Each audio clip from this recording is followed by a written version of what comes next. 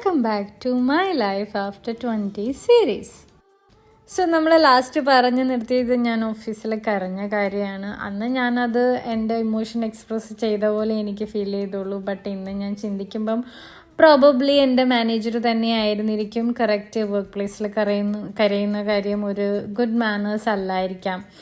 So continuing my work in that team, അങ്ങനെ ഞാൻ കുറേ പുതിയ സ്ട്രഗിൾസിലൂടെയൊക്കെ കടന്നുപോയി.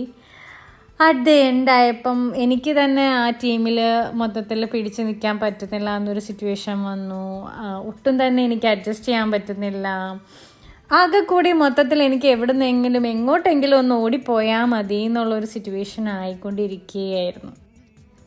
Finally those two angel saved me from that team. അങ്ങനെ ഞാൻ എൻ്റെ പുതിയ ടീമിലെത്തി. ബാക്കി വിശേഷങ്ങൾ നെക്സ്റ്റ് വീഡിയോ